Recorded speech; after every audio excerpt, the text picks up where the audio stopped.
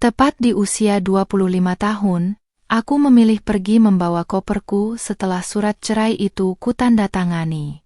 Ibu mertua membuntutiku dengan penuh curiga, menuduhku mencuri hartanya, hingga sebuah teriakan histeris pecah di pinggir jalan saat aku membuang semua barang yang ia klaim milik mereka. "Kamu pikir bisa lari dengan membawa harta kami? Buang barang itu sekarang atau aku lapor polisi," teriak ibu mertua, tanpa sadar bahwa detik itu juga, ia baru saja membuang satu-satunya alasan kenapa mereka tidak menjadi gelandangan. Asal mana nih yang nonton? Coba tulis di komentar ya. Jangan lupa subscribe Cerita Dulu. Pagi itu, cahaya matahari yang menerobos celah jendela ruang makan mewah ini terasa begitu dingin di kulitku, kontras dengan aroma nasi goreng mentega yang baru saja kuselesaikan. Aku berdiri mematung, menatap pantulan diriku di pintu kaca lemari pajangan, seorang wanita berusia 25 tahun yang tampak jauh lebih dewasa dari usianya karena beban yang kupikul sendirian selama 3 tahun ini. Dengan hijab pashmina warna soft pink yang melilit rapi dan pakaian rajut premium yang membentuk lekuk tubuhku dengan sopan, aku merasa seperti boneka pajangan di rumah ini, indah dilihat, tapi tak pernah benar-benar didengar atau dianggap sebagai bagian dari keluarga. Tangan mungilku gemetar saat meletakkan sebuah amplop coklat besar tepat di samping piring perak milik Galang, laki-laki yang secara hukum masih suamiku, namun secara batin telah menjadi orang asing sejak malam pertama pernikahan kami dimulai. Aku menarik napas panjang, mencoba mengisi paru-paruku dengan keberanian yang selama ini terkubur di bawah tumpukan rasa sabar yang tak berujung. Setiap sudut rumah ini adalah saksi bisu bagaimana aku diperlakukan seperti pelayan kelas atas yang hanya dibutuhkan untuk menjaga reputasi dan kebersihan, sementara Ibu Ratna, ibu mertuaku, selalu memastikan bahwa aku tidak pernah merasa memiliki apapun di sini. Kulit putih bersihku yang sering ia puji sebagai aset untuk dipamerkan ke kolega, kini terasa panas karena amarah yang mulai membuncah.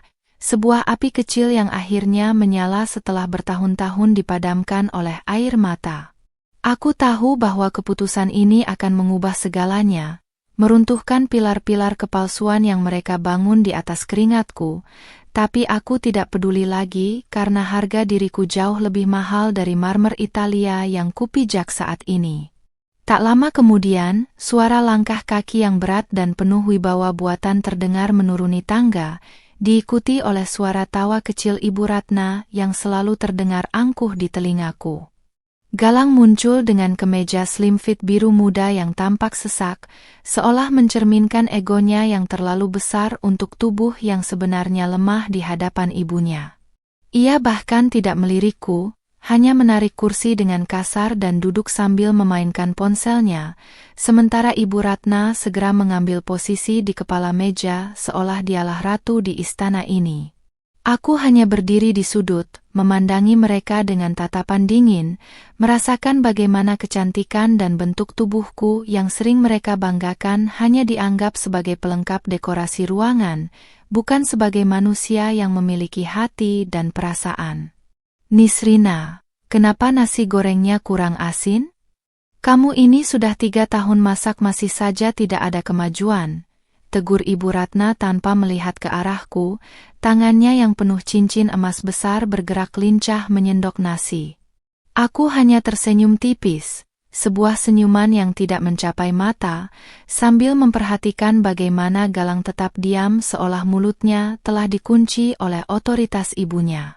Keheningan itu pecah saat mata Galang akhirnya tertuju pada amplop coklat di samping piringnya, dan aku bisa melihat kerutan di dahinya saat ia meraih benda itu dengan gerakan malas yang perlahan berubah menjadi ketegangan yang nyata.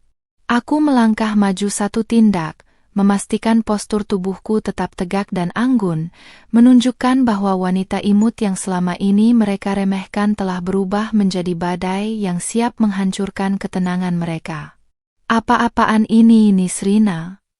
Suara Galang meninggi, Tangannya gemetar memegang lembaran kertas yang baru saja ia keluarkan dari amplop, sementara wajahnya yang biasanya klimis kini memucat seketika.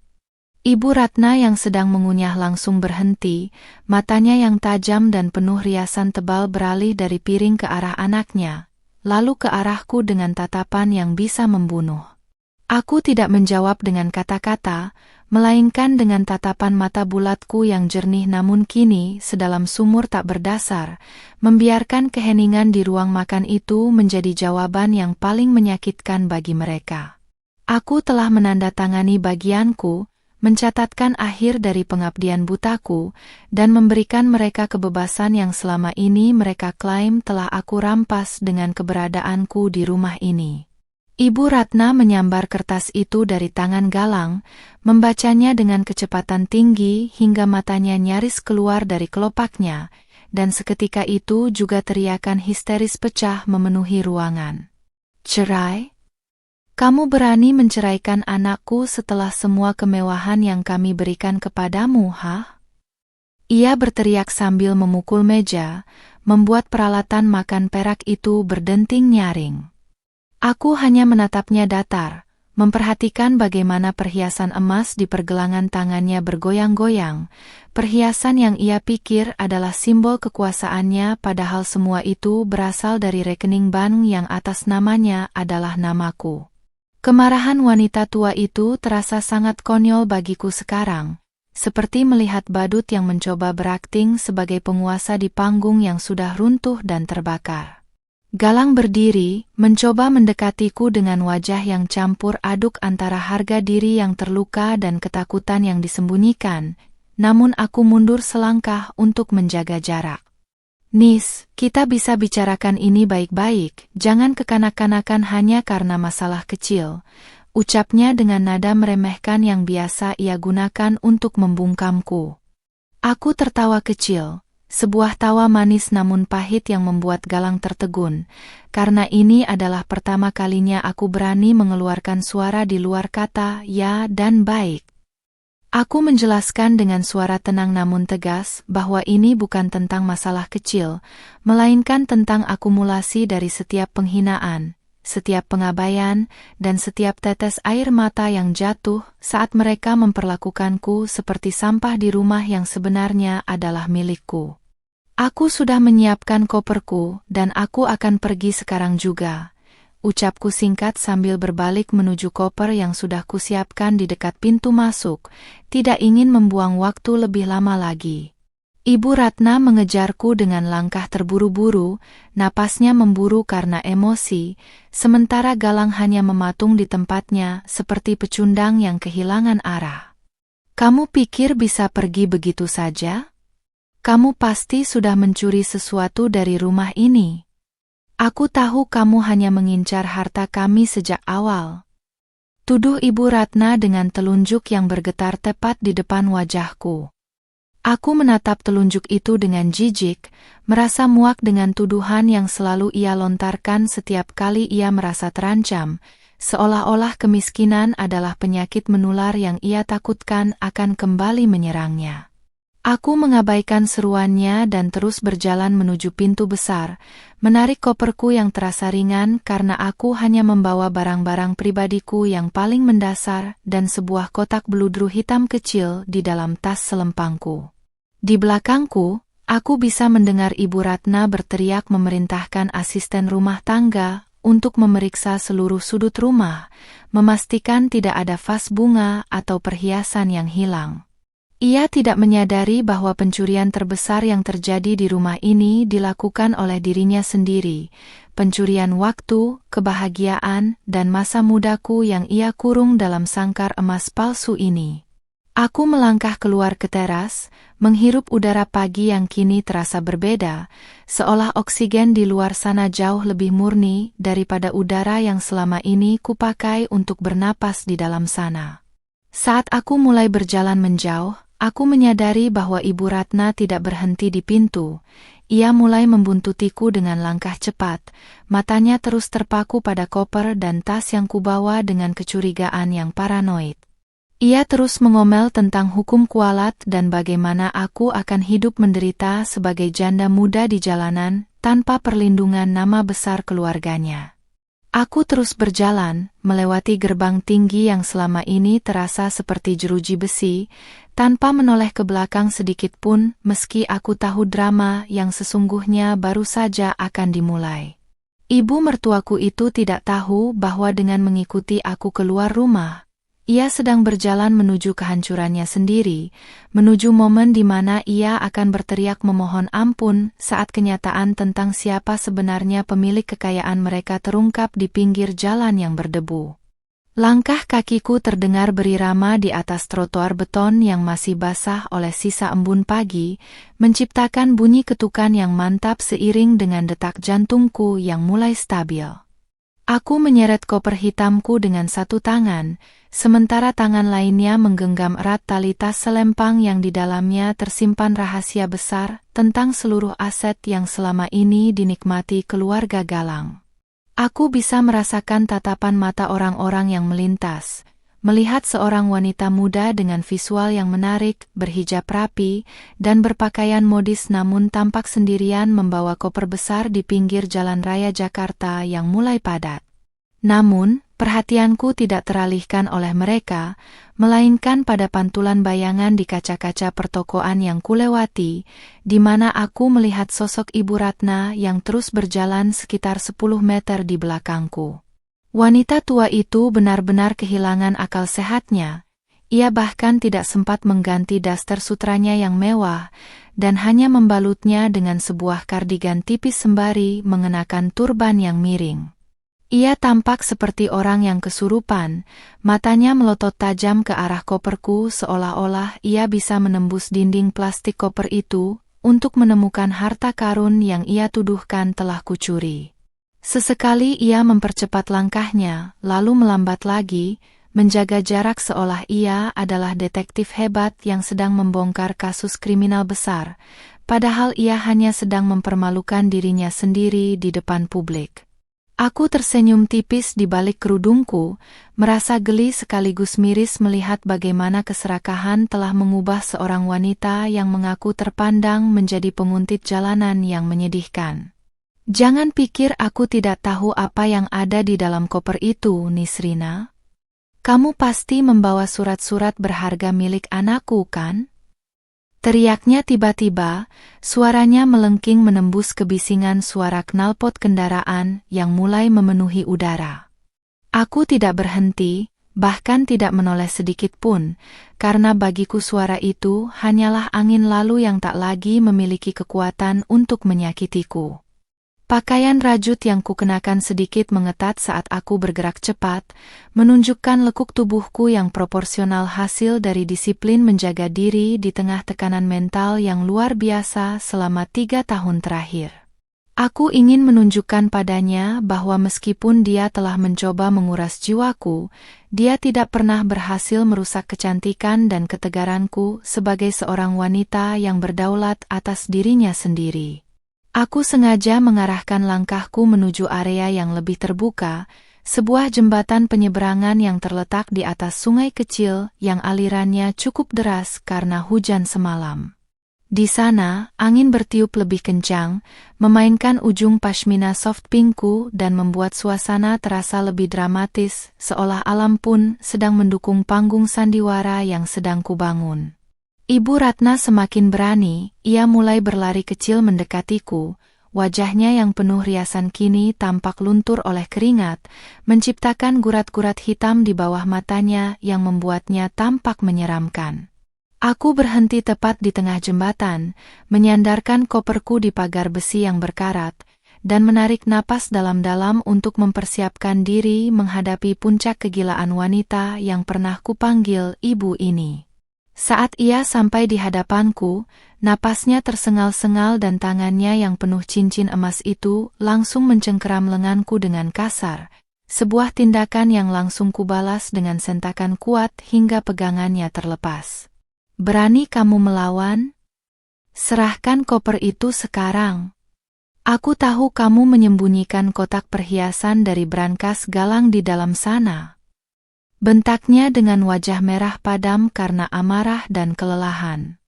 Aku hanya menatapnya dengan tatapan datar, seolah sedang melihat serangga kecil yang mengganggu, tanpa ada sedikit pun rasa takut atau hormat yang tersisa di dalam hatiku. Wajah imutku yang biasanya selalu menunjukkan kepatuhan kini berubah menjadi topeng es yang dingin, memantulkan segala kebencian yang ia tujukan padaku kembali ke arahnya sendiri. Ibu ingin tahu apa yang kubawa? Baiklah, aku akan menunjukkannya agar ibu puas dan berhenti mengikutiku seperti orang gila, ucapku dengan suara yang tenang namun memiliki penekanan yang mematikan di setiap katanya. Aku membuka tas selempangku perlahan, gerakanku sangat sengaja untuk membuat jantungnya berdegup lebih kencang karena antisipasi yang salah kaprah. Dari dalam tas, aku mengeluarkan sebuah kotak beludru hitam kecil yang tampak sangat mewah, jenis kotak yang biasanya digunakan untuk menyimpan jam tangan eksklusif atau berlian bernilai miliaran rupiah. Mata Ibu Ratna seketika berbinar penuh kemenangan. Ia mengira telah berhasil menangkap basah pencurian yang ia bayangkan, tanpa menyadari bahwa itu adalah umpan yang akan menjebaknya dalam penyesalan abadi. Nah, itu dia. Itu milik keluarga kami. Kamu benar-benar wanita licik, beraninya kamu mengambil barang itu. Ia berteriak kegirangan sambil mencoba merebut kotak itu dari tanganku, namun aku lebih cepat menariknya menjauh. Aku mengangkat kotak itu tinggi-tinggi ke udara, membiarkan cahaya matahari pagi menyinari permukaannya yang halus, menciptakan kontras yang tajam dengan latar belakang sungai yang kotor di bawah kami. Orang-orang di sekitar jembatan mulai berhenti, mereka menonton adegan drama nyata ini dengan rasa ingin tahu yang tinggi, persis seperti yang kuharapkan agar ada banyak saksi atas kehancurannya. Aku bisa merasakan adrenalin mengalir di pembuluh darahku. Ini adalah momen pembalasan yang telah kurancang sejak setahun yang lalu ketika aku menyadari bahwa Galang dan ibunya hanya memanfaatkanku. Ini bukan barang ibu, dan ini juga bukan barang Galang. Barang ini tidak ada gunanya lagi bagiku, karena semua yang berhubungan dengan kalian adalah sampah yang harus dibuang, kataku dengan nada yang sangat dingin hingga Ibu Ratna terdiam sejenak karena terkejut. Tanpa ragu sedikit pun, aku mengayunkan tanganku dan melemparkan kotak beludru hitam itu melewati pagar jembatan, membiarkannya melayang di udara selama beberapa detik sebelum jatuh dengan suara plung ke dalam aliran air sungai yang keruh. Mata Ibu Ratna mengikuti arah jatuhnya kotak itu dengan tatapan horor, mulutnya terbuka lebar namun tidak ada suara yang keluar selama beberapa saat, seolah jiwanya ikut terjun bersama benda tersebut. Dunia seakan melambat bagi wanita tua itu, ia melihat harta yang ia puja-puja hilang di telan arus sungai yang tidak mungkin bisa ia selami. Kenapa buang barang kami? Apa kamu sudah gila? Itu berlian. Itu harta kami satu-satunya yang tersisa. Teriaknya histeris hingga suaranya pecah. Ia menjatuhkan dirinya ke lantai jembatan sambil menangis meraung-raung seperti orang kehilangan nyawa. Ia mencakar-cakar pagar besi, mencoba melihat ke bawah sungai yang sudah tidak menampakkan apapun selain sampah plastik dan air coklat yang mengalir deras. Aku hanya berdiri diam memandangnya, tidak ada rasa kasihan sedikit pun, karena aku tahu bahwa kotak itu sebenarnya berisi kunci brankas utama dan sertifikat rumah yang selama ini mereka tempati, yang semuanya legal atas namaku.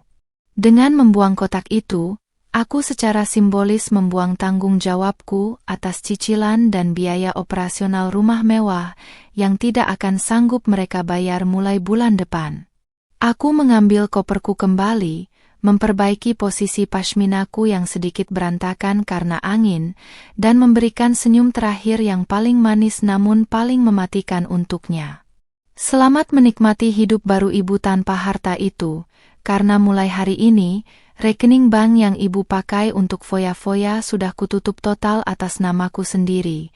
Bisikku cukup keras agar ia bisa mendengarnya di tengah tangisannya. Aku berjalan pergi meninggalkan jembatan itu dengan langkah yang jauh lebih ringan, sementara teriakan histerisnya masih menggema di belakangku, menarik perhatian banyak orang yang mulai merekam kejadian itu dengan ponsel mereka. Kini, biarlah seluruh dunia tahu bagaimana rasanya menjadi sombong di atas harta orang lain, sementara aku akan memulai hidupku kembali sebagai pemilik asli dari semua kekayaan yang mereka klaim sebagai milik mereka. Aku terus melangkah tanpa sekalipun menoleh ke belakang, membiarkan suara teriakan Ibu Ratna yang melengking itu perlahan memudar di telan hiruk-pikuk lalu lintas jalan raya. Setiap langkah yang kuambil terasa seperti melepaskan satu persatu rantai yang selama ini membelenggu leherku, membuat pundakku yang tertutup baju rajut pas badan itu terasa jauh lebih ringan. Aku tahu betul bahwa di dalam kotak beludru yang baru saja kulemparkan ke sungai itu bukan sekadar perhiasan, melainkan segel terakhir dari kekuasaan mereka yang sebenarnya hanyalah ilusi semata. Di dalam tasku yang lain, tersimpan dokumen asli yang sah secara hukum, sementara yang kubuang adalah simbol bahwa aku tidak lagi sudi membiayai gaya hidup mewah mereka yang dibangun di atas air mata dan penghinaanku. Di ujung jembatan, aku berhenti sejenak untuk memanggil taksi daring melalui ponselku, jemariku yang lentik dengan kuku bersih tanpa cat bergerak lincah di atas layar sentuh. Sambil menunggu, aku merapikan letak hijab pashminaku yang sedikit tersingkap oleh angin kencang, memastikan penampilanku tetap sempurna dan berkelas meski baru saja melewati drama yang menguras emosi. Aku melihat ke arah cermin kecil di dalam tas, menatap wajah imutku yang kini memancarkan aura keberanian yang tak pernah terlihat sebelumnya. Mata bulatku tidak lagi basah oleh kesedihan, melainkan berkilat oleh kepuasan. Orang-orang di sekitar masih membicarakan kejadian di jembatan tadi, tanpa menyadari bahwa wanita muda yang tampak tenang di depan mereka adalah dalang dari badai yang baru saja menghantam seorang sosialita gadungan. Sebuah mobil hitam mewah berhenti tepat di hadapanku, dan pengemudinya dengan sigap turun untuk membantuku memasukkan koper ke dalam bagasi, sebuah perlakuan hormat yang jarang kudapatkan dari suamiku sendiri. Aku masuk ke kursi belakang, menyandarkan kepalaku pada jok kulit yang lembut, dan memejamkan mata sejenak untuk menikmati keheningan yang mahal ini. Pikiranku melayang pada bagaimana Galang akan bereaksi saat dia pulang dan mendapati ibunya tergeletak lemas di pinggir jalan dengan riasan yang luntur dan harga diri yang hancur. Galang yang malang, dia selalu merasa menjadi raja karena perusahaan yang dikelolanya tampak sukses, padahal dia tidak pernah membaca detail kontrak bahwa seluruh modal dan aset bangunan itu adalah milik pribadiku, warisan dari kakekku yang tak pernah ia ketahui. Ponselku bergetar hebat di dalam tas, menampilkan nama Galang yang berkedip-kedip seolah sedang memohon untuk diperhatikan, namun aku hanya menatapnya dengan senyum sinis sebelum mematikan suaranya. Aku bisa membayangkan betapa paniknya dia sekarang setelah menerima telepon dari ibunya yang pasti sedang meracau tentang kotak beludru dan berlian yang hilang di sungai. Galang mungkin mengira aku membawa kabur harta keluarganya, padahal kenyataannya adalah aku baru saja menghentikan aliran dana segar yang selama ini masuk ke rekening perusahaannya melalui subsidi pribadiku. Keindahan tubuhku dan wajah manisku yang selama ini dia banggakan di depan rekan bisnisnya kini akan menjadi bayangan yang menghantuinya, karena dia baru saja kehilangan aset berharga yang sesungguhnya. Mobil membawaku menuju sebuah apartemen penthouse di kawasan pusat bisnis yang jauh lebih mewah daripada rumah yang baru saja kutinggalkan, sebuah tempat yang kubeli secara rahasia 2 tahun lalu. Saat aku tiba di lobi, petugas keamanan menyambutku dengan sangat sopan, mengenali aku sebagai pemilik unit paling eksklusif di gedung ini, bukan sebagai menantu yang tidak dianggap. Aku berjalan melewati lorong yang berlantai marmer mengkilap, langkah kakiku yang anggun menciptakan gema yang berwibawa, mencerminkan sosok Nisrina yang sebenarnya, seorang pengusaha muda yang cerdas di balik layar. Aku sengaja menggunakan pakaian yang menunjukkan lekuk tubuh body goalsku hari ini karena aku ingin merasa berdaya, merasa cantik untuk diriku sendiri, bukan untuk menyenangkan mata lelaki yang tidak tahu cara menghargai wanita. Sesampainya di dalam apartemen, aku meletakkan koperku dan langsung berjalan menuju jendela besar yang menyuguhkan pemandangan cakrawala kota Jakarta yang megah. Aku menuangkan segelas air putih, menyesapnya perlahan sambil menatap gedung-gedung tinggi, menyadari bahwa salah satu dari gedung itu akan segera mengalami guncangan besar besok pagi saat audit dimulai. Surat cerai yang kuberikan tadi pagi hanyalah pembuka, karena dokumen pembatalan hak kelola aset yang sudah kupersiapkan akan segera dikirimkan oleh pengacaraku dalam hitungan jam. Ibu Ratna mungkin mengira dia kehilangan berlian di sungai, tapi yang sebenarnya hilang adalah seluruh pondasi hidup mewahnya yang selama ini dia anggap sebagai hak lahiriah, padahal itu semua adalah pemberian dariku. Aku duduk di sofa bludru, membuka laptop, dan mulai memantau media sosial yang ternyata sudah mulai ramai dengan video ibu-ibu turban histeris di jembatan.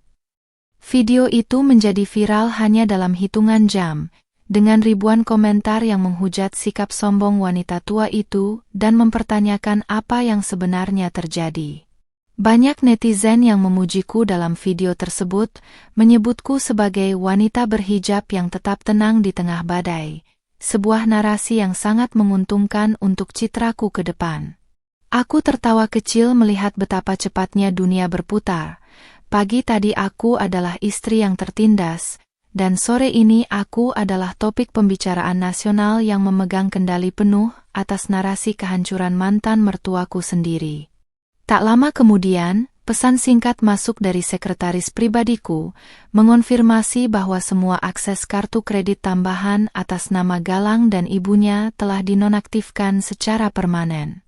Aku bisa membayangkan mereka sekarang sedang berada di restoran mahal atau butik ternama, mencoba menghibur diri dari stres tadi pagi, hanya untuk mendapati kartu mereka ditolak di depan kasir. Itu adalah bagian dari rencanaku untuk memberikan mereka pelajaran tentang realitas, bahwa tanpa aku, mereka hanyalah orang biasa yang memiliki banyak utang dan ego yang terlalu besar.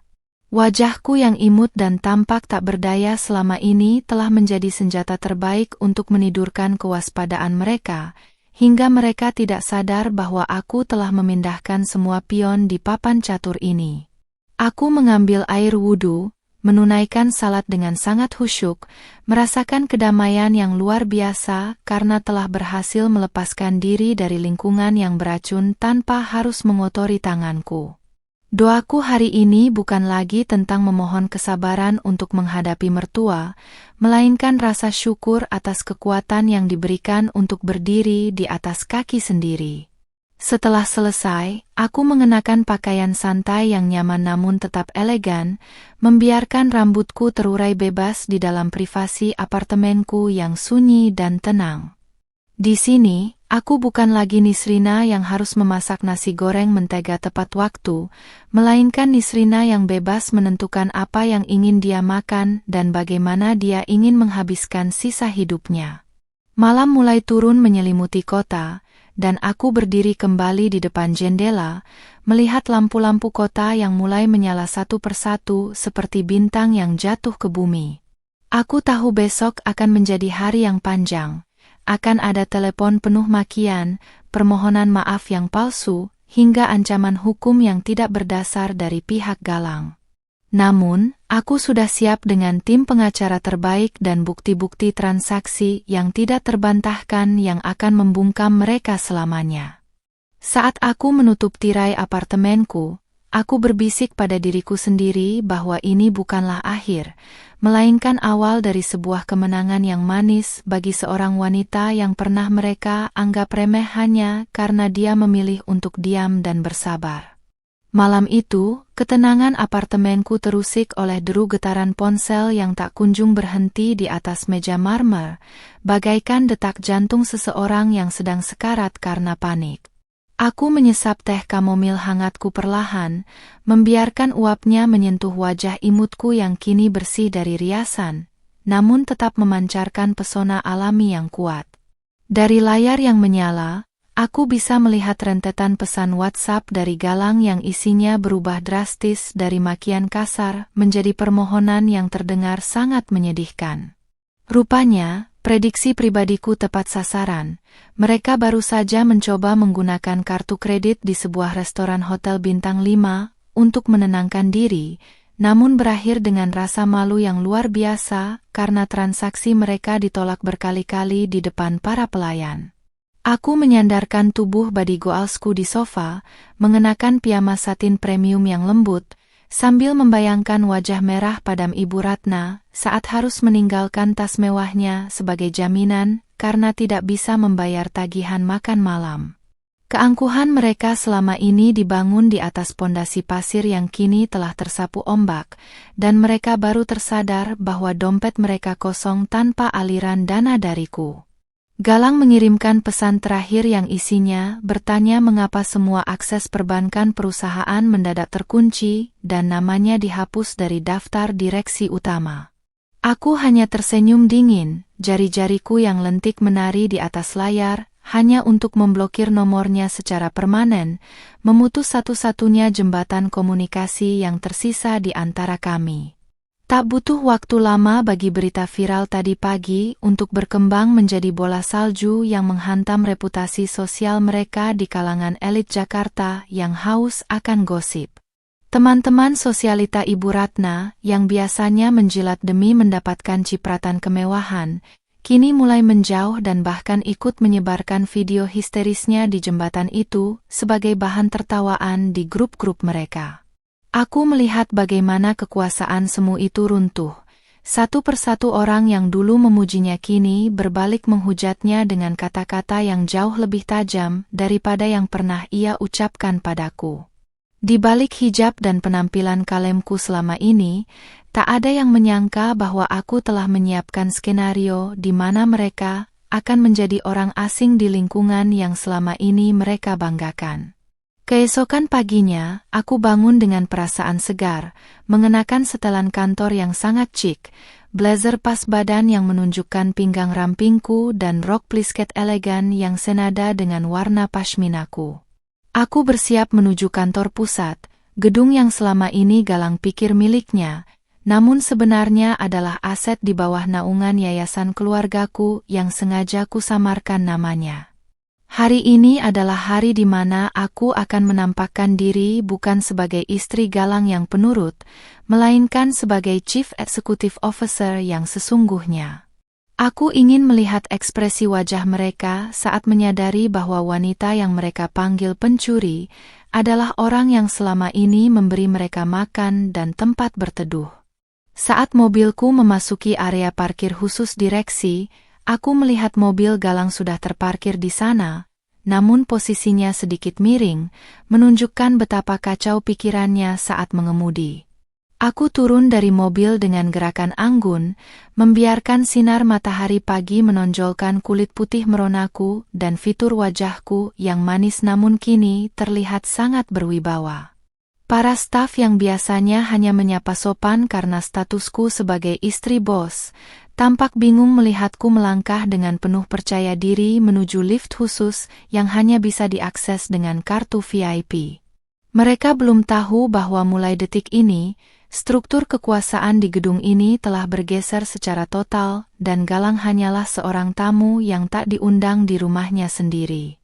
Di depan ruang rapat utama, aku mendengar suara Galang yang sedang berteriak marah kepada staf keuangan, menuntut penjelasan mengapa semua aset dibekukan dan siapa yang memiliki otoritas untuk melakukannya. Suaranya yang melengking terdengar sangat tidak profesional, sangat kontras dengan ketenangan yang selalu kupraktikkan meski di bawah tekanan yang paling berat sekalipun. Aku memberi kode kepada petugas keamanan untuk tetap diam, lalu aku mendorong pintu ganda yang besar itu dengan perlahan namun pasti, menciptakan keheningan seketika di dalam ruangan yang tadinya bising itu. Semua mata tertuju padaku, termasuk Galang yang tampak berantakan dengan kemeja kusut dan mata yang merah karena kurang tidur dan stres yang hebat. "Nisrina, apa yang kamu lakukan di sini?" Ini bukan tempat untuk urusan rumah tangga, pulang sekarang. Bentak Galang dengan sisa-sisa kesombongan yang masih ia kumpulkan meski tangannya bergetar. Aku tidak menjawabnya, melainkan terus berjalan menuju kepala meja rapat, kursi yang selama ini ia duduki dengan penuh rasa bangga yang salah alamat. Dengan gerakan yang sangat tenang, aku menarik kursi itu dan duduk di sana, menyilangkan kakiku yang tertutup celana bahan berkualitas tinggi, dan menatapnya dengan tatapan merendahkan yang belum pernah ia lihat sebelumnya. Keheningan di ruangan itu menjadi begitu pekat hingga suara detak jam dinding terdengar, seperti dentuman drum yang menghitung mundur kehancurannya. Galang, kamu lupa ya? Gedung ini, perusahaan ini, dan bahkan setiap kancing di kemejamu itu adalah milikku. Ucapku dengan suara rendah namun menggelegar ke seluruh penjuru ruangan yang luas itu. Aku mengeluarkan map hitam dari tas kerjaku, melemparkannya ke atas meja hingga terbuka dan memperlihatkan dokumen kepemilikan aset yang sah dengan stempel notaris yang asli. Wajah Galang berubah dari marah menjadi pucat pasi, kemudian menjadi abu-abu saat ia membaca nama yang tertera sebagai pemilik tunggal seluruh saham perusahaan. Nisrina Paramita. Ia tampak seperti orang yang baru saja tersambar petir di siang bolong, bibirnya keluh dan tak mampu lagi mengeluarkan suara untuk membela diri. Di tengah keterkejutan itu, pintu ruang rapat kembali terbuka dengan kasar, dan Ibu Ratna muncul dengan penampilan yang lebih kacau dari kemarin, mencoba masuk melewati barikade sekretaris. Galang! Polisi tidak mau mengurus laporan kita karena mereka bilang tidak ada bukti pencurian. Kamu harus lakukan sesuatu pada wanita ini. Teriaknya tanpa menyadari situasi di dalam ruangan. Ia berhenti mendadak saat melihatku duduk di kursi kehormatan direksi, dikelilingi oleh para pengacara dan jajaran manajer yang kini menunduk hormat ke arahku, bukan ke arahnya. Matanya yang tajam kini dipenuhi oleh kebingungan dan ketakutan yang murni saat ia melihat betapa berkuasanya aku di tempat yang ia kira adalah wilayah kekuasaan anaknya. Aku berdiri perlahan, memperbaiki letak pashminaku di depan cermin besar yang ada di ruangan itu, lalu menatap mereka berdua yang kini tampak sangat kecil dan tak berarti di mataku. Ibu masih ingin berteriak tentang barang yang kubuang ke sungai kemarin? Barang itu adalah dokumen asli surat rumah kalian yang sudah kubalik nama, atas namaku sendiri sebagai jaminan utang perusahaan Galang, ujarku sambil tersenyum manis. Karena kalian sudah melanggar banyak kontrak kesepakatan, rumah itu akan disita oleh bank besok pagi, jadi sebaiknya ibu segera pulang dan mulai mengemas barang-barang ibu sendiri. Kalimat itu bagaikan vonis mati bagi mereka. Dan saat aku melangkah keluar dari ruangan itu, aku tahu bahwa kemenangan ini adalah hasil dari kesabaran yang telah mencapai puncaknya. Keheningan yang mencekam menyusul kalimat terakhirku, seolah oksigen di dalam ruang rapat itu tersedot habis oleh kenyataan pahit yang baru saja kutebarkan.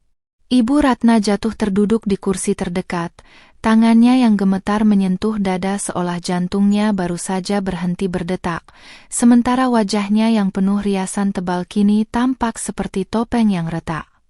Galang sendiri hanya bisa mematung, matanya berpindah-pindah antara dokumen di meja dan wajahku, mencari celah kebohongan yang tidak akan pernah ia temukan di sana. Aku berdiri dengan sangat anggun, membiarkan blazer pas badanku menunjukkan siluet tubuhku yang tegap dan berwibawa, sangat jauh dari citra menantu lemah yang selama ini mereka injak-injak harga dirinya. Nis, ini tidak mungkin.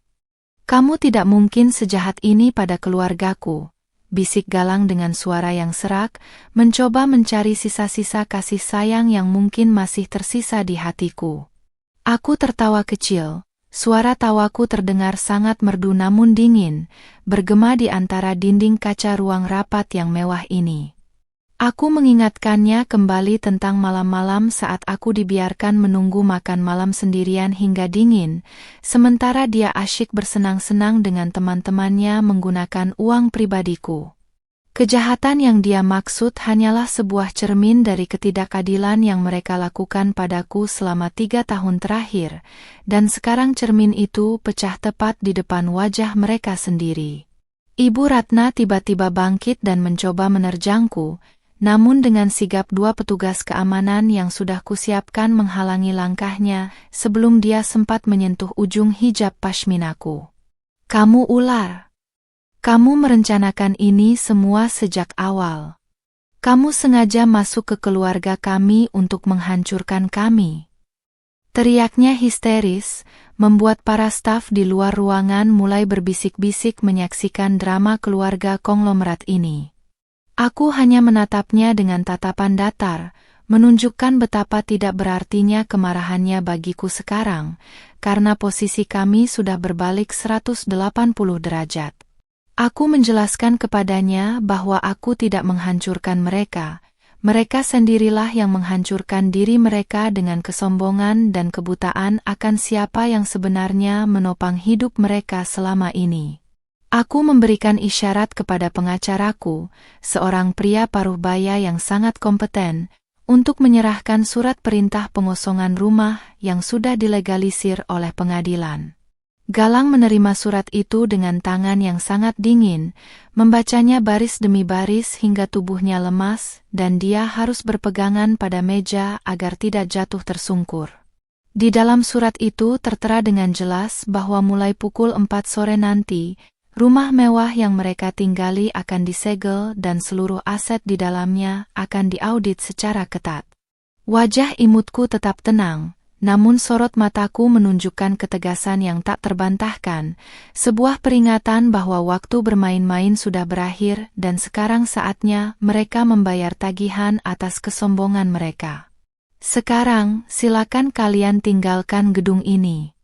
Kalian bukan lagi bagian dari perusahaan ini, dan nama kalian sudah dihapus dari sistem keamanan," ucapku dengan nada yang sangat sopan namun mematikan. Galang mencoba memprotes, mengatakan bahwa dia memiliki saham di sini, namun pengacaraku dengan cepat memotongnya dengan menunjukkan bukti pengalihan saham yang dia tanda tangani sendiri setahun lalu sebagai jaminan modal kerja. Rupanya, Galang terlalu malas membaca detail dokumen yang dia tanda tangani demi mendapatkan dana segar untuk menutupi kerugian investasinya yang gagal total. Kebodohannya sendiri yang menjadi senjata bagiku untuk merebut kembali apa yang memang seharusnya menjadi milikku sejak awal. Dengan langkah yang lunglai dan wajah yang penuh kehinaan, Galang menuntun ibunya keluar dari ruang rapat, melewati lorong yang kini dipenuhi oleh tatapan sinis dari para karyawan yang dulu mereka maki. Aku melihat punggung mereka dari balik pintu kaca, merasa ada sebuah beban besar yang terangkat dari dadaku, membiarkan napasku lepaskan dengan lega untuk pertama kalinya. Pakaian rajut yang kukenakan terasa sangat nyaman sekarang, seolah ikut merayakan kemerdekaan yang baru saja kurayah dengan cara yang paling elegan dan cerdas. Tidak ada air mata yang jatuh hari ini, karena air mataku sudah habis terkuras di masa lalu, dan sekarang hanya ada ruang untuk kebahagiaan dan masa depan yang cerah. Aku kembali ke meja direksi, menduduki kursi itu dengan rasa memiliki yang sah, dan segera memanggil seluruh kepala departemen untuk memberikan instruksi baru mengenai arah perusahaan. Aku ingin memastikan bahwa tidak ada satupun jejak manajemen Galang yang tersisa, membersihkan segala bentuk korupsi dan nepotisme yang selama ini dia praktikkan di bawah hidungku. Para manajer tampak terkesan dengan ketajaman analisisku, menyadari bahwa selama ini mereka telah meremehkan wanita muda di balik pashmina cantik ini. Kecantikanku bukan lagi sekadar hiasan, melainkan pelengkap dari kecerdasan intelektual yang kini menjadi motor penggerak utama bagi ratusan karyawan di bawah naunganku. Sore harinya, aku sengaja melewati rumah lama itu dengan mobil baruku, ingin memastikan bahwa perintah pengosongan rumah dijalankan dengan semestinya tanpa ada kendala. Aku melihat pemandangan yang sangat memuaskan dari balik jendela mobil.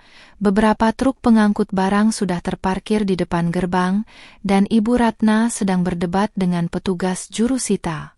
Ia tampak begitu kecil dan malang di antara tumpukan koper yang berantakan, jauh dari sosok sosialita yang biasanya memerintah asisten rumah tangga dengan nada tinggi.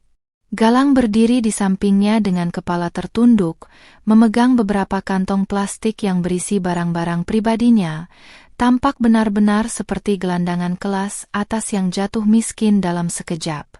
Saat mereka melihat mobilku melambat di depan rumah, Ibu Ratna berteriak memanggil namaku, mencoba mengejar mobil sambil menangis tersedu-sedu, memohon belas kasihan yang sudah terlambat. Aku tidak berhenti, bahkan tidak menurunkan kaca mobil, karena aku tahu bahwa setiap detik yang kuhabiskan untuk mereka adalah pemborosan waktu yang sia-sia. Aku hanya ingin mereka merasakan bagaimana rasanya diabaikan dan dianggap tidak ada, persis seperti yang mereka lakukan padaku selama bertahun-tahun di dalam rumah itu. Penghinaan mereka tentang aku yang hanya modal tampang kini terbukti salah besar, karena tampang inilah yang sekarang menatap mereka dari puncak kesuksesan sementara mereka berada di titik terendah. Aku memacu mobilku menjauh dari komplek perumahan elit itu, menuju apartemenku yang tenang dan penuh dengan kedamaian yang hakiki. Di sana, aku akan menikmati makan malam yang lezat tanpa perlu mendengarkan keluhan tentang rasa masakan atau hinaan tentang latar belakang keluargaku lagi. Aku merasa sangat berdaya sebagai seorang wanita muslimah yang mandiri, membuktikan bahwa hijab dan pakaian sopan tidak menghalangi seseorang untuk menjadi kuat dan mengendalikan nasibnya sendiri. Hari ini, aku bukan hanya menceraikan Galang, tapi aku juga menceraikan masa laluku yang penuh penderitaan dan melangkah menuju lembaran baru yang penuh dengan cahaya kemenangan. 3 hari telah berlalu sejak pengusiran dramatis itu, dan aku duduk di kursi kerja baruku yang empuk, memandangi pantulan diriku di layar monitor yang padam.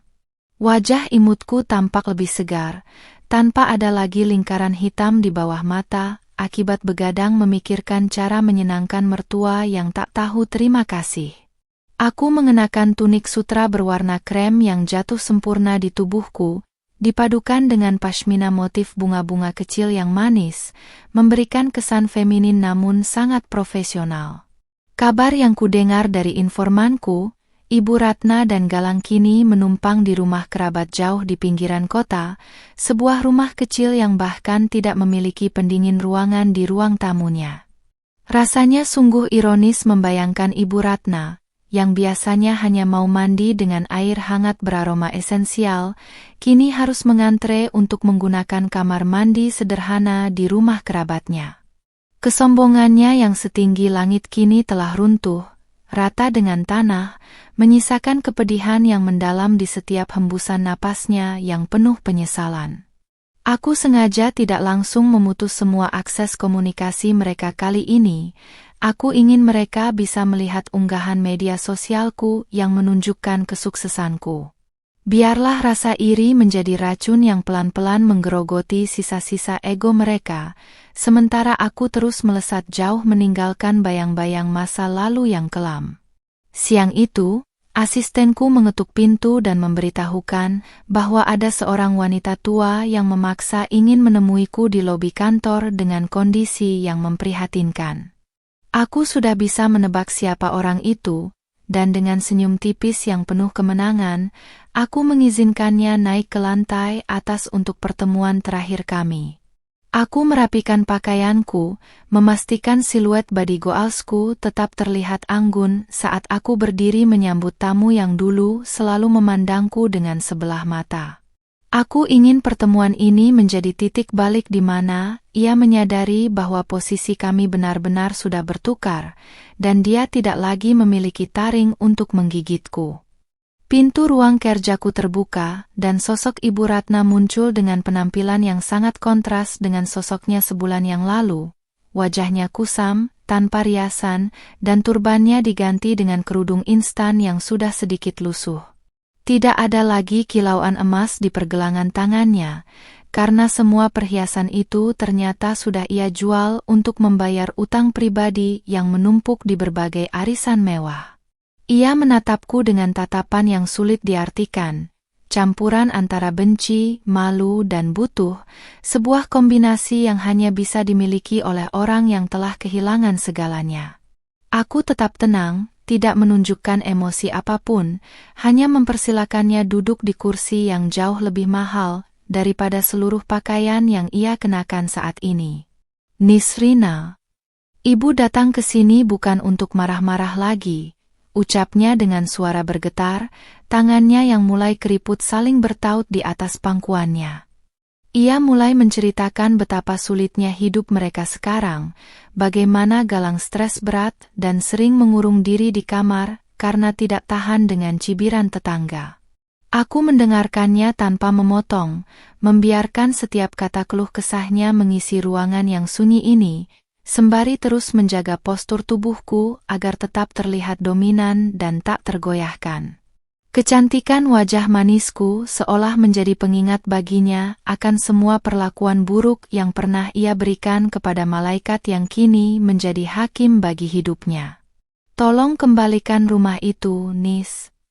Setidaknya berikan kami 1 unit apartemen kecil saja agar Galang bisa mulai bangkit lagi, pintanya dengan air mata yang mulai mengalir membasahi pipinya yang cekung. Aku menarik napas panjang, menatapnya dengan pandangan yang dalam, seolah sedang melihat sejarah panjang penghinaan yang pernah ia lontarkan padaku di meja makan. Aku mengingatkannya tentang hari di jembatan itu, saat ia berteriak menuduhku mencuri barang yang sebenarnya adalah jaminan masa depannya yang aku buang karena ia mengklaim itu miliknya. Kejujuranku saat itu adalah sebuah ujian, dan ia gagal total karena lebih memilih harta benda daripada kepercayaan menantunya sendiri. Ibu lupa apa yang ibu katakan saat aku membawa koper keluar dari rumah itu? Ibu bilang aku wanita licik yang tidak punya harga diri, kataku dengan suara yang lembut namun menusuk tepat ke ulu hatinya. Aku berdiri, berjalan menuju jendela besar yang memperlihatkan kesibukan kota, membelakanginya agar ia bisa melihat betapa kokohnya punggung wanita yang dulu ia anggap lemah. Aku menegaskan bahwa setiap sen yang mereka nikmati dulu adalah hasil jerih payahku membangun bisnis dari nol, sementara Galang hanya sibuk menghamburkannya untuk gengsi semata. Sekarang, saat semua itu kembali ke tangan pemilik aslinya, tidak ada alasan bagiku untuk membagi sepeser pun kepada orang-orang yang tidak pernah menghargai prosesku. Ibu Ratna mulai meratap, memohon-mohon di bawah kakiku agar aku memberikan pengampunan, sebuah pemandangan yang dulu hanya ada dalam mimpiku saat aku menangis di atas sajadah. Namun, setelah semua yang terjadi, rasa ibaku telah tumpul oleh logika dan keadilan yang harus ditegakkan demi martabatku sebagai seorang manusia. Aku memanggil asistenku untuk mengantarnya keluar, memberikan instruksi agar ia diberikan uang sekadarnya untuk biaya ongkos pulang sebagai bentuk kemanusiaan terakhirku. Tidak ada lagi ruang untuk negosiasi, karena pengampunan tidak berarti aku harus kembali memberikan fasilitas mewah kepada mereka yang hanya akan menjadi benalu di hidupku. Setelah ia pergi, aku merasa sebuah lingkaran besar dalam hidupku telah tertutup dengan sempurna, menyisakan rasa lega yang tak tertandingi oleh apapun di dunia ini. Aku melihat kembali foto pernikahanku dengan Galang yang masih tersimpan di arsip lama, lalu dengan gerakan tegas aku menghancurkannya dan membuangnya ke tempat sampah. Aku adalah Nisrina, wanita berusia 25 tahun yang kini memiliki dunia di bawah kakinya, bukan karena bantuan lelaki, melainkan karena kecerdasan dan ketegarannya sendiri. Penampilan fisikku yang imut dan manis hanyalah sampul dari sebuah buku yang isinya penuh dengan strategi bisnis dan keberanian untuk memutus rantai penderitaan.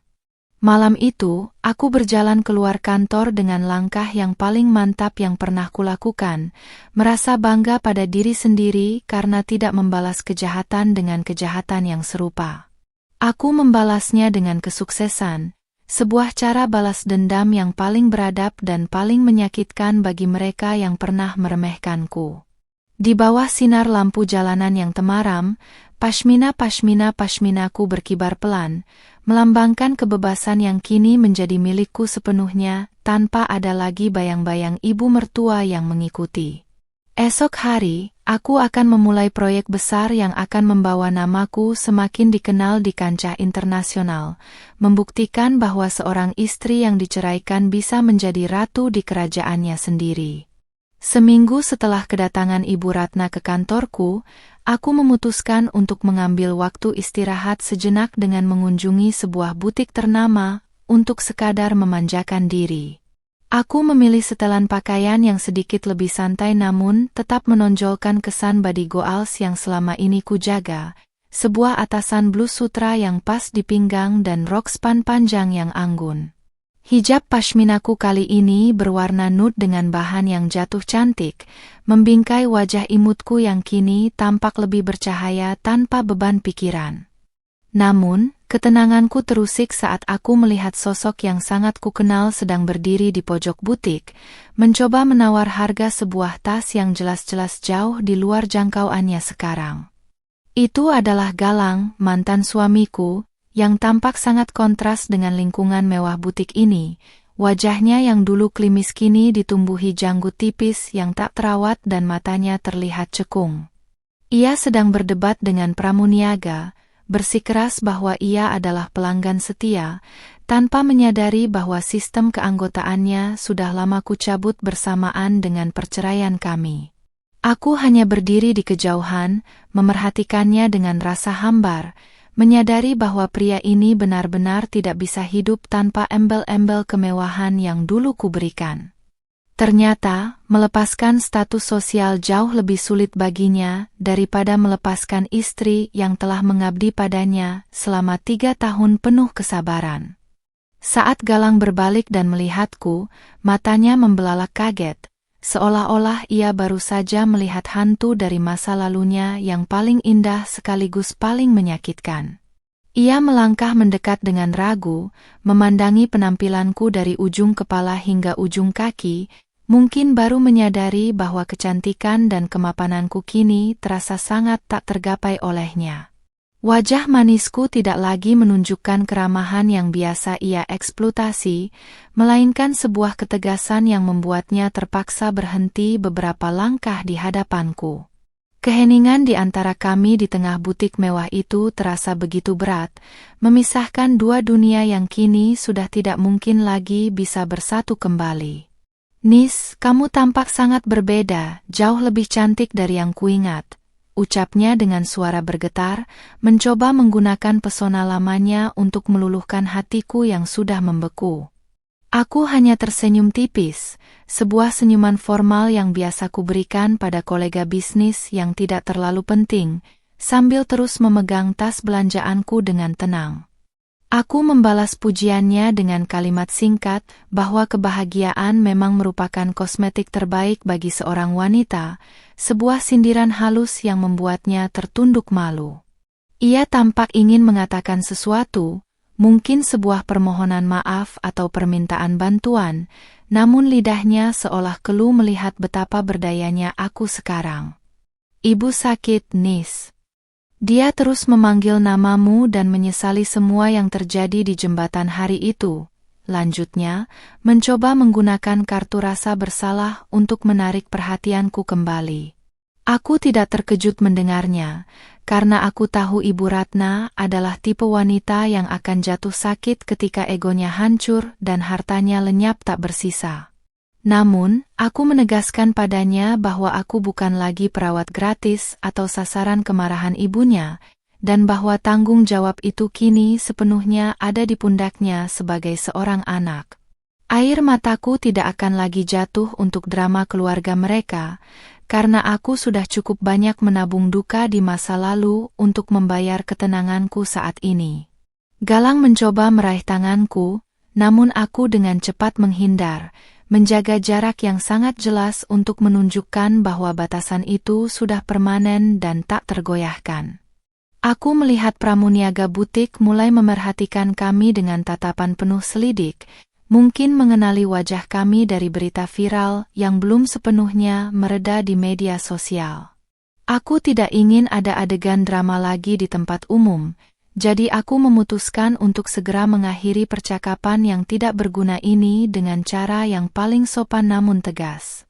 Keberanianku untuk menolak permintaannya adalah bentuk kasih sayang tertinggi untuk diriku sendiri, sebuah janji bahwa aku tidak akan pernah membiarkan diriku diinjak lagi.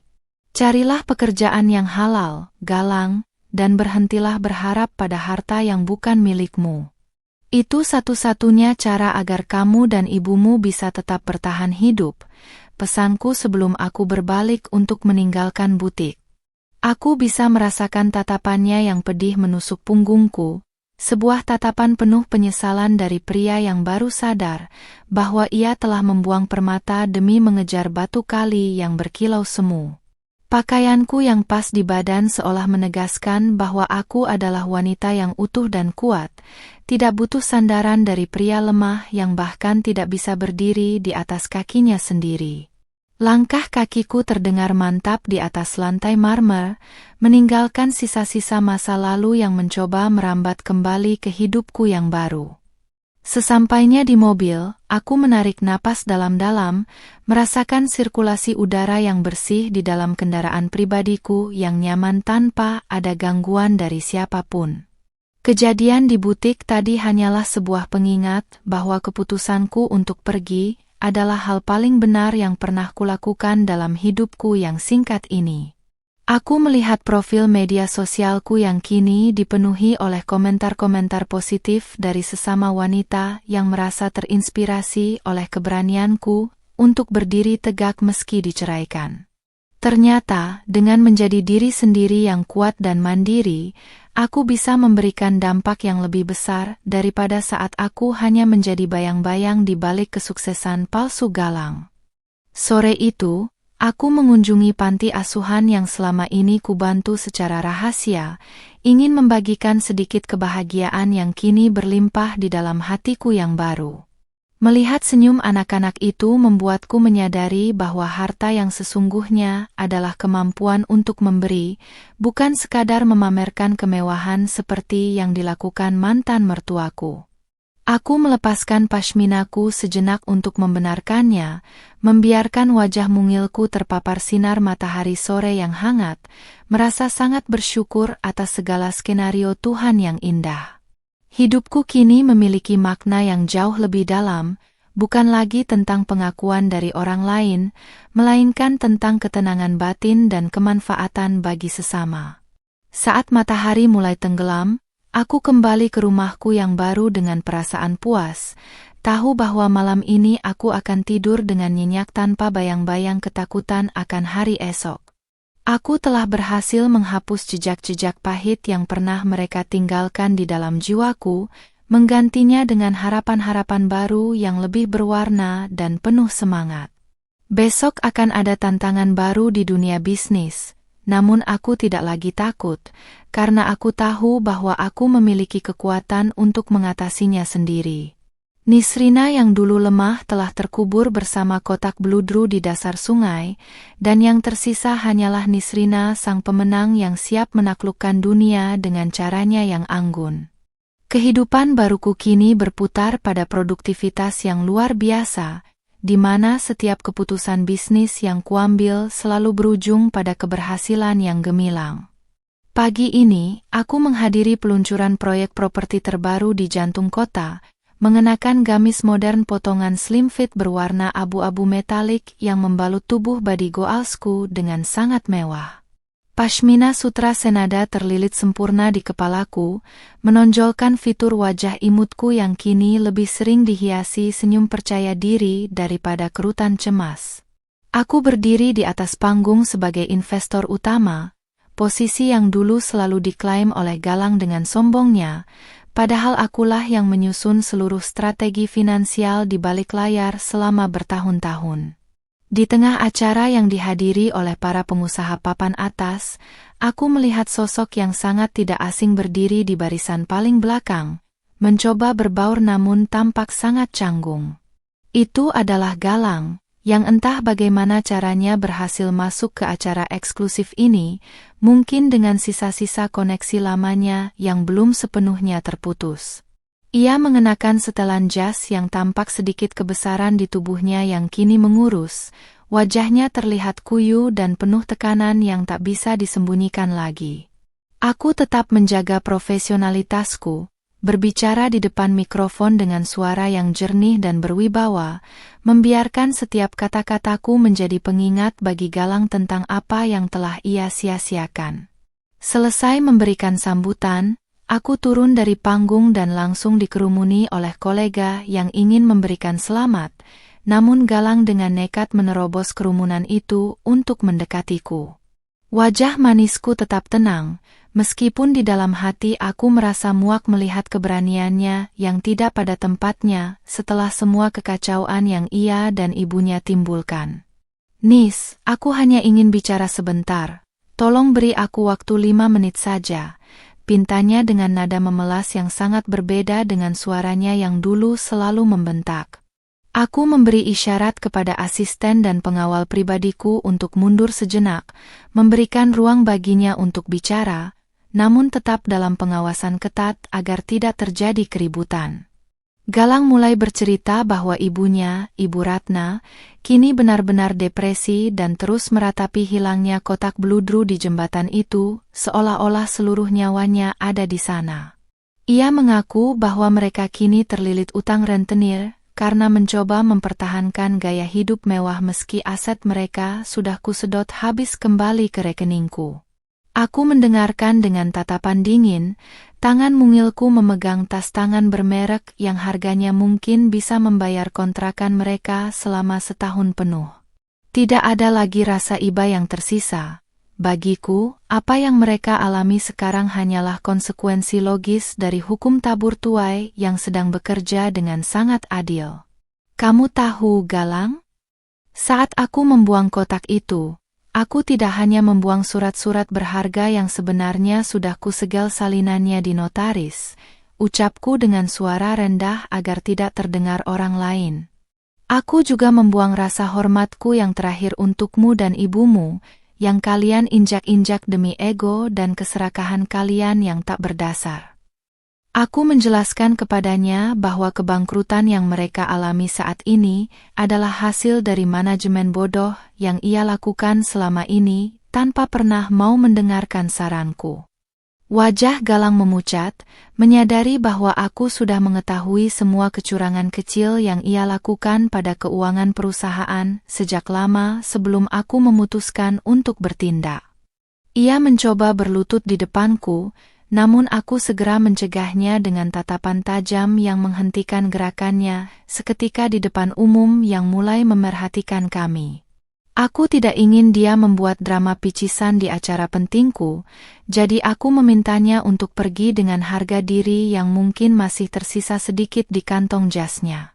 Pakaian rajut yang pas di badan yang kukenakan di balik blazer menunjukkan bahwa aku adalah wanita yang utuh, yang tidak butuh permohonan maaf dari pria yang hanya datang saat sedang kesulitan.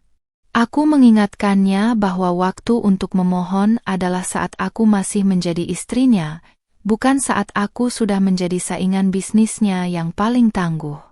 Galang akhirnya menyerah, ia berbalik dan berjalan gontai keluar dari gedung pertemuan, bahunya merosot menunjukkan kekalahan total yang harus ia telan mentah-mentah. Aku kembali ke lingkaran kolegaku, menyesap minuman segar sambil tertawa kecil menanggapi lelucon salah satu pengusaha senior, seolah tidak terjadi apapun yang berarti. Penampilanku yang cantik dan manis hari ini menjadi simbol kemenangan bagi seluruh wanita yang pernah diremehkan oleh mertua dan suaminya sendiri. Aku membuktikan bahwa kecantikan dan kelembutan seorang wanita berhijab bukanlah tanda kelemahan, melainkan senjata mematikan jika dipadukan dengan kecerdasan dan kesabaran. Sore harinya, aku mendapat laporan dari tim pengacaraku bahwa Ibu Ratna tertangkap kamera sedang mengais-ngais di sekitar area sungai tempat aku membuang kotak bludru itu.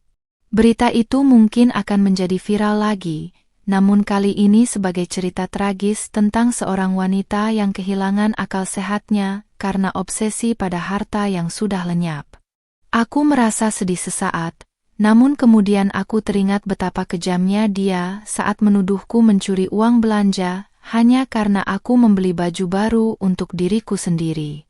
Dunia memang berputar, dan bagi mereka yang pernah berada di atas dengan cara menindas, jatuh ke dasar adalah cara Tuhan untuk membersihkan kesombongan mereka. Aku pulang ke apartemenku, melepaskan pashmina sutraku dan membiarkan rambutku bernapas, merasa sangat nyaman dengan kesunyian yang kini menjadi teman setiaku. Di meja makan, tidak ada lagi omelan tentang masakan yang kurang asin atau tuntutan untuk melayani layaknya pelayan tanpa upah. Aku memesan makanan favoritku dari restoran terbaik, menikmatinya sambil menonton berita tentang pertumbuhan saham perusahaanku yang melesat naik sejak aku mengambil alih kepemimpinan. Ini adalah hidup yang sebenarnya, hidup di mana aku memegang kendali penuh atas kebahagiaanku sendiri, tanpa perlu meminta izin atau persetujuan dari siapapun. Sebelum tidur, aku berdiri di depan cermin, menatap wajah imutku yang kini tampak lebih dewasa dan matang oleh pengalaman hidup yang luar biasa berat namun berbuah manis.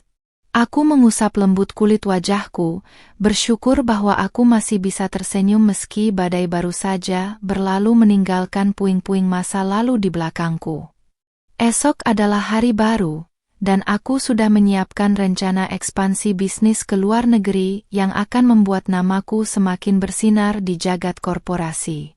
Nisrina sang istri penurut telah tiada, berganti menjadi Nisrina sang penguasa aset yang takkan pernah membiarkan siapapun merenggut kebebasannya lagi.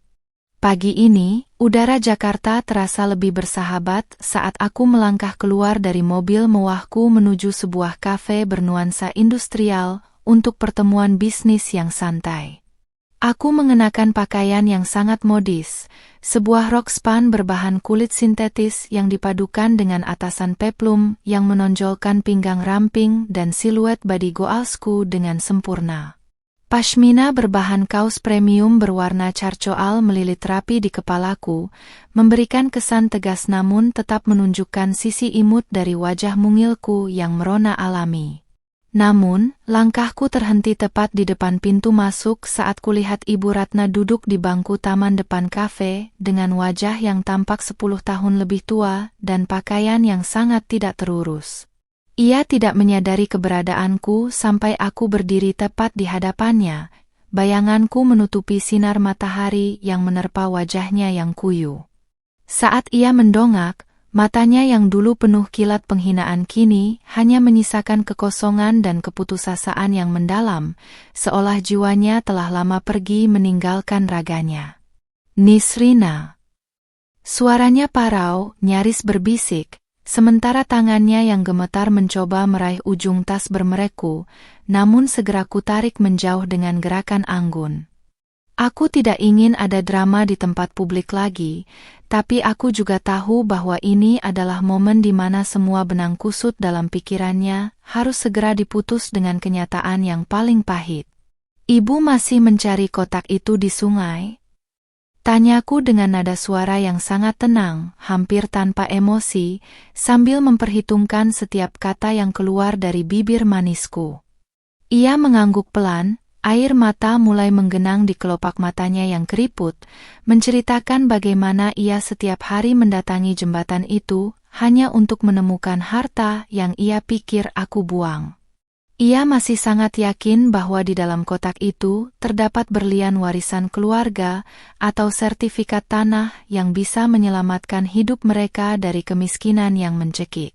Sungguh menyedihkan melihat bagaimana seorang manusia bisa menjadi budak dari sebuah kotak kosong, sementara ia kehilangan harta yang paling berharga, harga dirinya sendiri. Aku menghela napas panjang, lalu duduk di bangku beton di seberangnya, menjaga jarak agar pakaian mahalku tidak bersentuhan dengan bajunya yang kotor. Aku mengeluarkan ponselku, membuka sebuah folder rahasia yang berisi foto-foto dokumen asli yang selama ini mereka cari, lalu memperlihatkannya tepat di depan matanya. Ibu, dengarkan aku baik-baik karena aku tidak akan mengulanginya lagi. Kotak yang kubuang ke sungai itu sebenarnya kosong, ia hanya berisi angin dan kekecewaanku, ucapku dengan tatapan mata bulat yang kini terasa setajam silet. Wajah Ibu Ratna seketika membeku, mulutnya terbuka namun tak ada kata yang keluar, seolah jantungnya baru saja dipukul oleh palu godam yang sangat besar. Aku menjelaskan kepadanya bahwa semua aset, surat rumah, dan perhiasan yang ia klaim sebagai milik keluarganya sebenarnya sudah kuganti dengan dokumen replika sejak setahun yang lalu. Dokumen asli dan perhiasan yang asli sudah kupindahkan ke brankas pribadiku atas namaku sendiri sebagai jaminan atas semua uang pribadiku yang mereka pakai tanpa izin selama pernikahan. Jadi, saat aku membuang kotak itu ke sungai, aku hanya membuang simbol dari kebodohan mereka yang terlalu percaya pada materi tanpa pernah menghargai orang yang menyediakannya. Penyesalan yang kini terpancar dari wajahnya adalah pemandangan yang sangat tragis, namun aku tidak merasa perlu untuk memeluknya atau memberikan kata-kata penghibur. Jadi, selama ini kami tinggal di rumah yang bukan milik kami? Dan barang yang kuburu di sungai itu tidak ada harganya? Ia bertanya dengan suara yang pecah, tangisannya kini menjadi raungan pelan yang memilukan hati siapapun yang mendengarnya. Aku mengangguk pelan, memberikan konfirmasi terakhir yang menghancurkan seluruh sisa harapannya untuk bisa kembali ke kehidupan mewahnya yang palsu itu. Pakaian rajut yang kukenakan di balik outer terasa sangat nyaman, memberikan kehangatan di tengah suasana dingin yang tercipta dari pengakuanku yang sangat jujur dan menyakitkan ini. Keimutan wajahku kini menjadi kontras yang mengerikan bagi pesan kematian bagi egonya yang baru saja kusampaikan tanpa sedikit pun keraguan. Aku berdiri, merapikan sedikit lipatan pada rokku, dan menatap ke arah jalanan yang ramai, merasa bahwa tugasku untuk memberikan pelajaran sudah selesai sampai di sini. Ibu Ratna masih terus meracau tentang betapa teganya aku melakukan ini, namun aku mengingatkannya kembali tentang setiap kata makian pencuri yang ia lontarkan padaku di depan umum.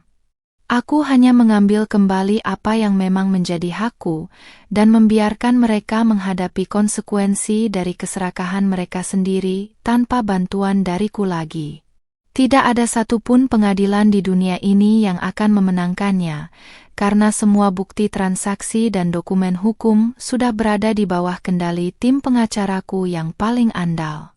Galang harus tahu ini, dia harus tahu kalau istrinya ternyata adalah iblis yang cantik, racau Ibu Ratna lagi dengan sisa-sisa amarahnya yang sudah tidak memiliki kekuatan.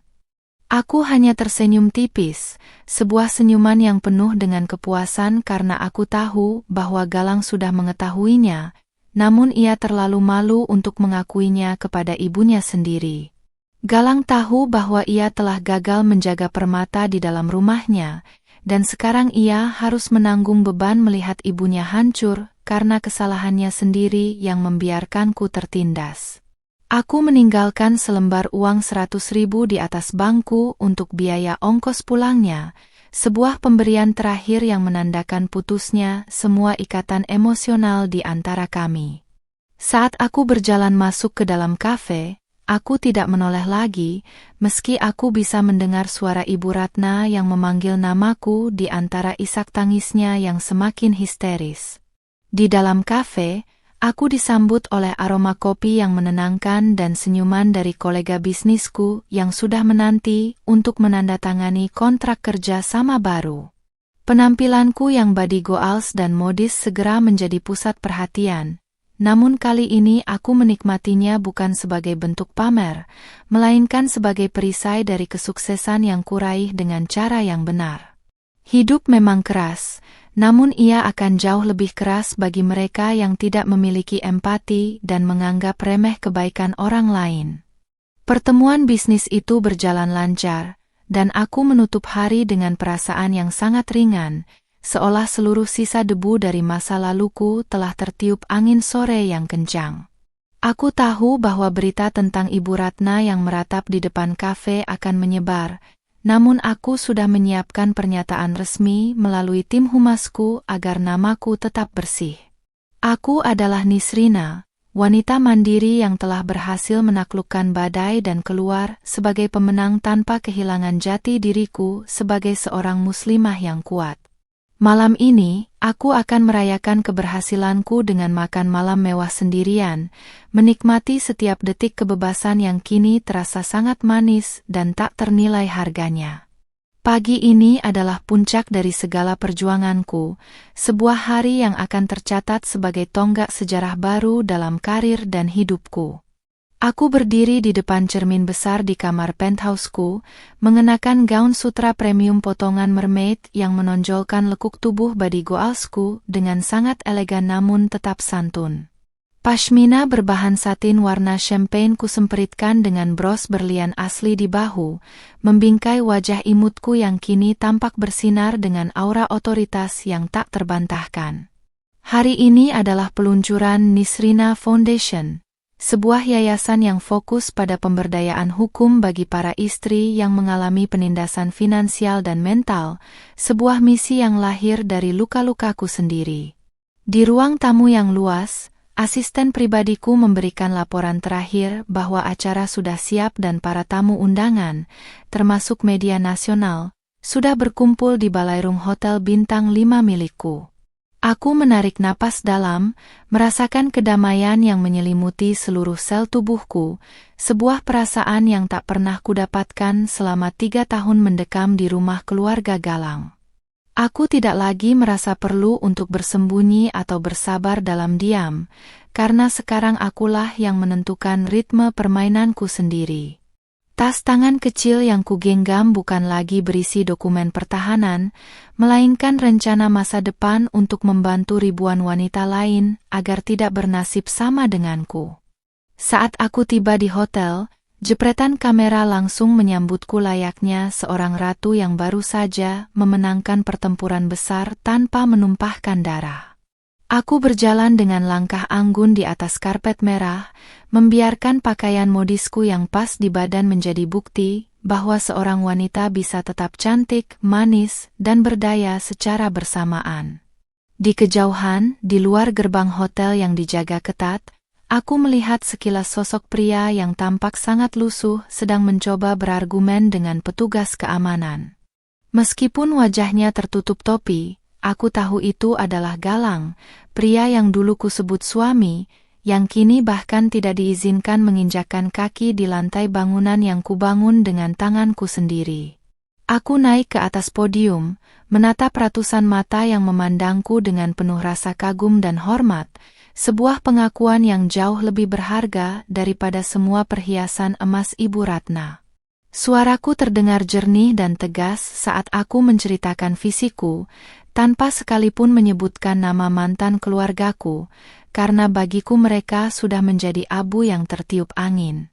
Aku menekankan bahwa kemandirian finansial bagi seorang istri bukan berarti bentuk pembangkangan, melainkan sebuah pelindung agar martabat wanita tidak diinjak-injak oleh kesombongan materi. Tepuk tangan riuh bergema di seluruh ruangan, merayakan lahirnya sebuah kekuatan baru yang tidak lagi bisa diremehkan oleh sistem patriarki yang beracun. Di sela-sela acara, seorang jurnalis bertanya tentang video viral mantan ibu mertuaku yang kabarnya kini sering terlihat berbicara sendiri di pinggir sungai mencari kotak kosong itu. Aku hanya tersenyum tenang, sebuah senyum manis yang memancarkan ketulusan sekaligus jarak yang tak tertembus, lalu menjawab dengan sangat bijak. Setiap orang memiliki cara masing-masing untuk menghadapi kenyataan, dan saya sudah memberikan semua yang menjadi hak mereka di masa lalu, ucapku singkat tanpa memberikan ruang bagi gosip lebih lanjut.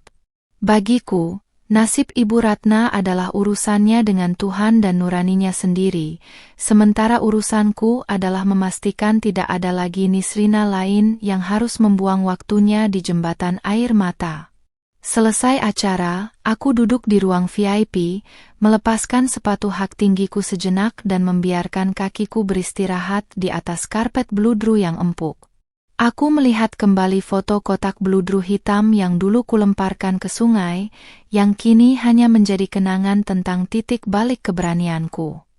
Ternyata, kebahagiaan sejati tidak terletak pada dokumen rumah atau saldo bank yang melimpah, melainkan pada kemampuan untuk berkata cukup pada ketidakadilan. Wajah mungilku di pantulan cermin meja rias tampak sangat bahagia. Sebuah kebahagiaan yang murni karena aku telah berhasil memenangkan diriku kembali dari tangan-tangan yang ingin merusakku. Tak lama kemudian, masuk sebuah pesan singkat dari pengacaraku yang memberitahukan bahwa proses perceraianku telah selesai sepenuhnya secara hukum dan administrasi. Kini, aku secara resmi tidak lagi memiliki hubungan apapun dengan nama besar keluarga mereka yang sebenarnya sudah keropos sejak lama. Aku menutup ponselku dengan rasa syukur yang mendalam, merasa seolah ada sayap yang tumbuh di punggungku, siap membawaku terbang menuju cakrawala yang lebih luas. Pakaianku yang menawan hari ini akan menjadi saksi bahwa aku telah menutup bab kelam dalam hidupku dengan tinta emas kesuksesan dan kemandirian. Aku keluar dari hotel saat senja mulai menyapa, warna langit yang kemerahan seolah merayakan kemenangan pribadiku yang penuh dengan keanggunan. Aku meminta sopirku untuk berhenti sejenak di sebuah taman kota, ingin merasakan udara bebas tanpa ada kamera yang mengintai atau beban yang menghimpit. Aku berjalan di antara pepohonan, pashminaku berkibar di tiup angin sore, dan aku merasa sangat cantik bukan karena pakaian mahalku, tapi karena jiwaku yang sudah merdeka. Tidak ada lagi ketakutan akan teriakan mertua atau pengabaian suami, yang ada hanyalah aku dan masa depan yang sudah kusiapkan dengan sangat matang. Aku teringat kembali pada hari itu, saat aku berdiri di jembatan dan diteriaki, "Kenapa buang barang kami?" Sebuah pertanyaan yang kini terdengar sangat konyol di telingaku. Mereka tidak pernah sadar bahwa yang sebenarnya kumanfaatkan bukan harta mereka, melainkan waktu yang kuberikan untuk membiarkan mereka merasa menang sebelum akhirnya mereka jatuh sendiri. Kebenaran telah terungkap, kenyataan telah menghantam mereka, dan aku tetap berdiri tegak sebagai pemenang yang tidak perlu merendahkan diri untuk membalas dendam. Inilah akhir dari drama panjang yang melelahkan, dan awal dari sebuah epik tentang wanita yang berdaulat atas hidupnya sendiri. Malam tiba dengan ketenangan yang hakiki saat aku memasuki apartemenku, tempat yang kini benar-benar terasa seperti rumah yang penuh cinta untuk diriku sendiri. Aku melepas semua atribut kemewahanku, mengenakan pakaian santai yang nyaman, dan duduk di balkon sambil melihat gemerlap lampu kota Jakarta yang seolah berkedip padaku. Aku adalah Nisrina, wanita berusia 25 tahun dengan sejuta impian yang kini mulai terwujud satu persatu di bawah kendaliku. Ceritaku bukan lagi tentang diceraikan, melainkan tentang bagaimana aku melepaskan beban yang tak layak kupikul untuk meraih mahkota sejati, kedamaian hati yang takkan pernah bisa dibeli dengan berlian manapun.